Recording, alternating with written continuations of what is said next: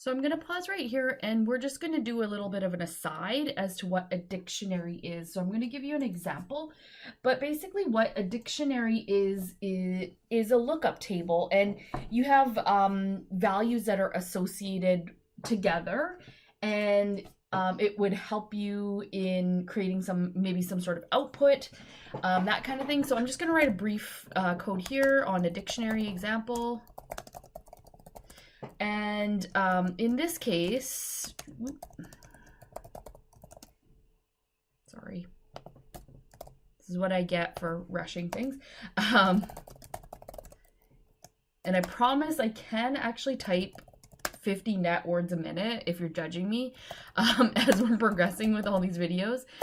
It's just that I have to think and talk and do my lesson at the same time and type. So it's like the processing takes a little bit longer sometimes. So I'm just going to make a short lookup table here using a dictionary.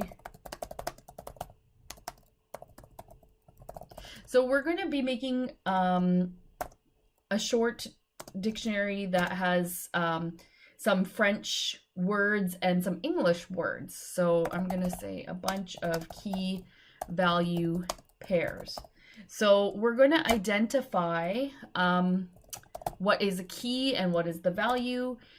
First of all, like most other things that we've been working with, we are using a variable and the assignment operator of equals to assign value, basically. And I'm going to use a curly braces here. Ooh, not a square braces, a curly braces. And I'm going to start my dictionary. So it looks different than a list does because we've used different braces. And I'm going to type in the word bonjour in French. And what I'm going to do after the word bonjour, I put it in quotes, so it's a string. I'm going to associate that with another word, hello.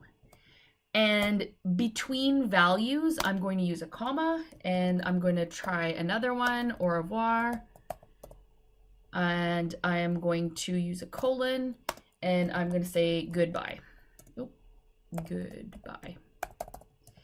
Okay, so let's pause here for a moment, and I'm just going to identify. So for example here, the key would be bonjour or au revoir. And the value associated with that key is either hello or goodbye. So we're going to play with that a little bit here. And we're just going to do a pretty simple print. And we're going to call up the French dictionary. And we're going to use square braces and type in the key value bonjour. So I want you to pause and think for a moment, what might our output be before I hit run? So stop and think, and I'm gonna hit run now. And you can see that it didn't print out bonjour. In fact, it printed out hello, which is the value associated with the key bonjour. So we're going to apply this idea to our program that we were working on with the recursive tree. And I'm going to go back to more complex tree that we were working on.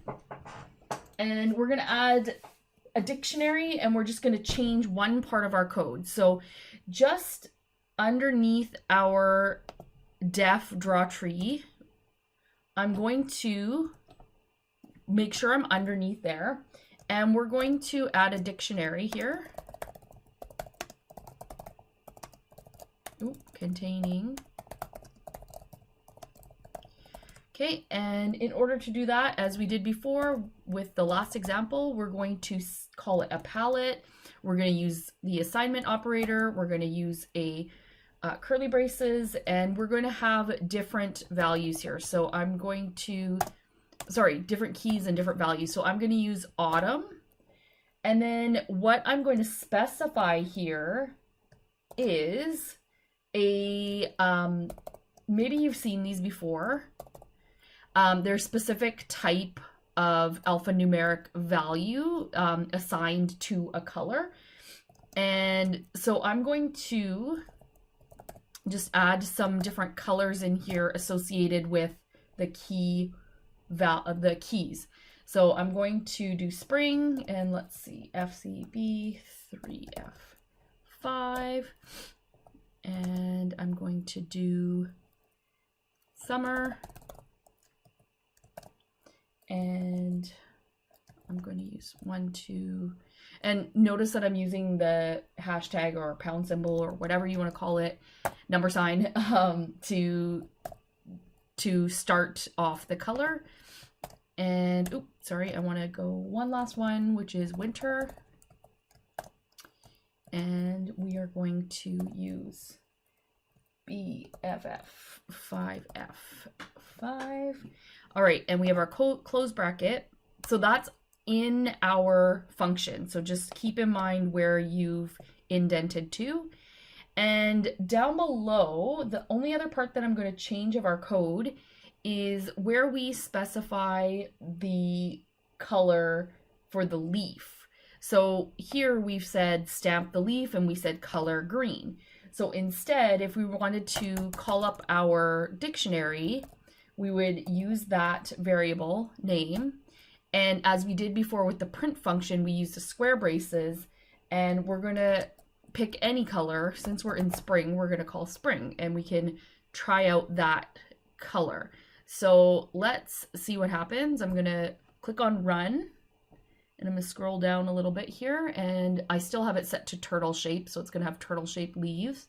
But you'll see that I have this lovely pink colored leaf that kind of looks like the cherry blossoms that are outside right now. If you get to enjoy cherry blossoms in your neighborhood. I know I have a lot here in Richmond, and it's quite lovely to see, and it's going to go away pretty quick. So anyhow, so that's how you would use the palette to change the color, and you can use any of those key values. So I use spring, so reminder to use the key, and then it pulls up the value related to that key, so it would pull up the value of the color. So we could try all of them if you want. I'm gonna actually also speed up my situation, so like let's go 9 and see what happens. It's gonna go pretty quick. So this one was autumn, or if I wanted to do, say, winter,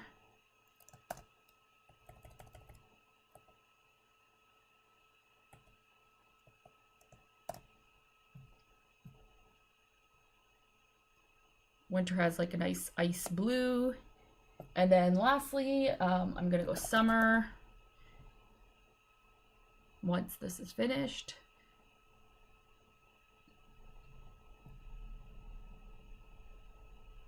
And we've got a nice bright green. So I just wanted to show you how to add a dictionary so you knew how to do it, you knew what kind of effect it could have, and also to improve your programs. So for your assignment this week, what we're going to do is we're going to kind of continue on with the idea that we were working on last week with exercise 5, where you've created multiples of something. So what I want you to do now to kind of synthesize all of the things that we've been working on is, last week you learned how to make multiples. This week I'm showing you a bit more of a complicated thing with the tree, and we're going to try to replicate our tree multiple times using the technique that we used last week with exercise 5, so with the cookies, so replicating in different parts of the screen. So reminder that in your main program you can set where you are going to go to in with your turtle, and then you can add multiple trees to your screen. So you can do that. If you wanted to show me something else, that's totally fine too. If you wanted to maybe, you know, make it a really complicated tree instead of like replicating multiple trees, you could do that. I know that some other examples, which I'll insert here, I'll put up the code as well as like what the example is. These are also examples of using the idea of recursion. So I would, you know, go to town, have fun with it again, because it is like more visual, creative, graphic and animation kind of topic. If making trees and making multiple of the same trees is that like, if that's a boring idea for you, then maybe you're coming up with a different idea, and there's tons of stuff out there. As I said, this tree is based on an idea from 101computing.net. So I'll just put the address here so you have it.